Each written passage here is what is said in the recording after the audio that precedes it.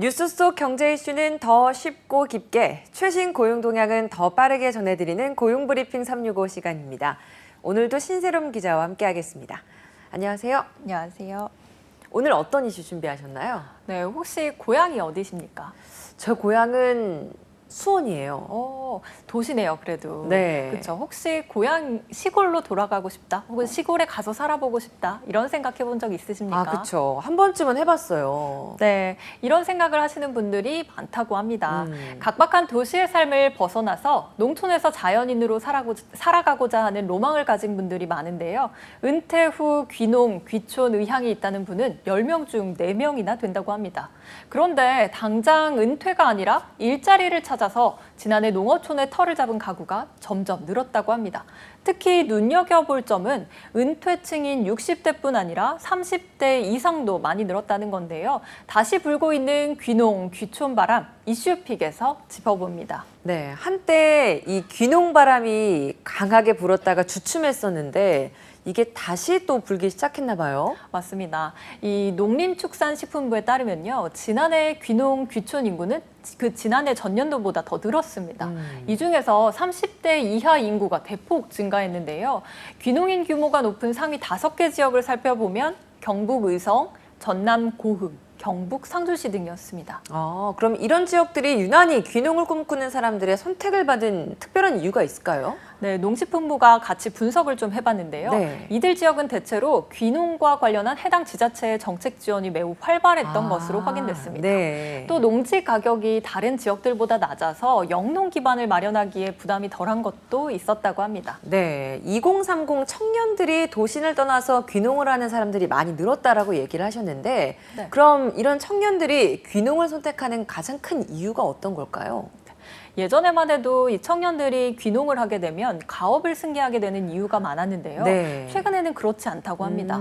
이 청년들이 농촌행을 택한 비율을 살펴봤더니 올해는 농업의 비전과 발전 가능성을 보고 택한 비율이 더 많았다고 합니다. 자발적 귀농인 건데요. 자연 환경이 좋아서 또 가족과 가까운 곳에 살고 싶어서 한다는 이유도 있었습니다. 또 도시 생활의 회의를 느껴서라는 답변도 그 뒤를 이었고요. MZ세대로 불리는 이런 젊은 귀농인들이 증가해서인지 농업도 이전과는 모습이 좀 많이 달라졌다고 들었어요. 네, 농업에도 스마트 기술이 접목되고 있는 겁니다. 네. 즉, IT에 익숙한 2030 청년들이 귀농, 귀촌을 하게 되면서 이 스마트한 영농을 운영하고 있는 경우가 많습니다. 과거보다 몸을 덜 쓰고 또 이익은 더 거둘 수 있어서 농업에 대한 인식이 바뀌고 있는 건데요.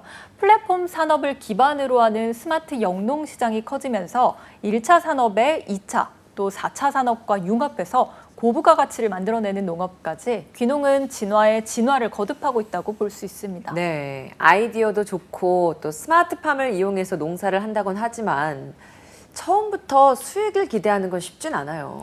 그렇습니다. 뭐든지 시작은 쉽지 않죠. 실태 조사를 좀 봤더니 네. 귀농 가구의 연간 가구 소득은 귀농 직전에는 3,621만 원이었는데 귀농 첫 해에는 2,622만 원으로 1,000만 원 가까이나 줄었습니다. 하지만 계속해서 그런 건 아니고요. 귀농한 지 5년 차가 넘은 이들의 경우에는 귀농 직전의 소득 수준을 기록하고 있었습니다. 그만큼 자리를 잡고 결실을 보려면 어느 정도의 시간이 걸린다라는 건데 그 기간을 다 견뎌내는 게 사실 어렵잖아요. 맞습니다. 그래서 이직을 할 때도 현재의 직장을 유지하면서 이렇게 직장을 알아보시는 분들이 많잖아요. 그쵸. 그런 것처럼 겸업을 선택하는 신중 귀농파도 점점 많아지고 있다고 합니다.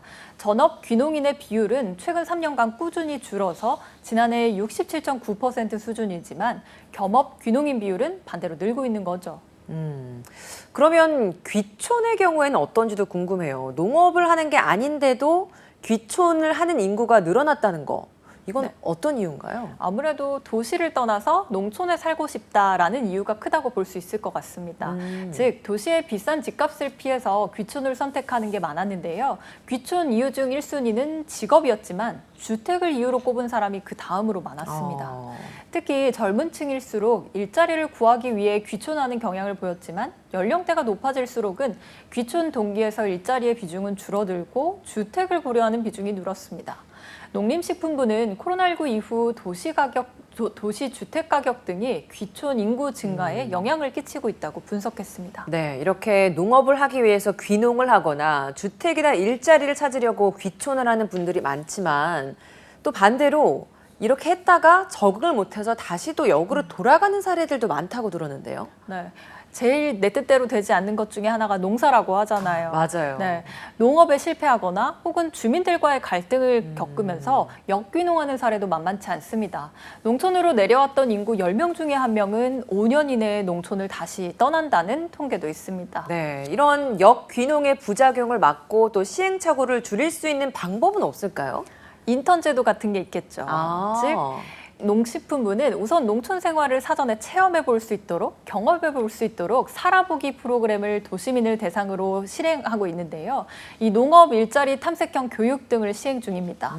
이런 프로그램을 우선 경험해 보면 막연하게 머릿속으로만 생각했던 것들을 구체화해보고 경험해 볼 수도 있고 또 실제로 농사를 지어볼 수도 있고 내가 정말 정착할 수 있을지 시험해 볼 수도 있습니다. 대부분의 지자체에서 시행 중인데요. 이 기간에 머물 숙소는 물론 연수비까지 지원하는 곳도 많으니 관심 있다면 좀 찾아보고 관심 있게 보시면 좋을 것 같습니다. 네, 그러면 이렇게 체험을 한 후에 너무 좋다. 나 정착해서 이제 정말 귀촌을 하고 싶다라는 생각이 들 수 있잖아요. 네. 그러면 그 다음엔 어떤 절차를 밟아야 되죠? 네, 정착 지원금을 받을 수 있습니다. 이 농식품부는 영농 정착 지원금을 받는 청년 귀농인 규모를 지난해 1,800명에서 올해는 2,000명으로 늘렸는데요.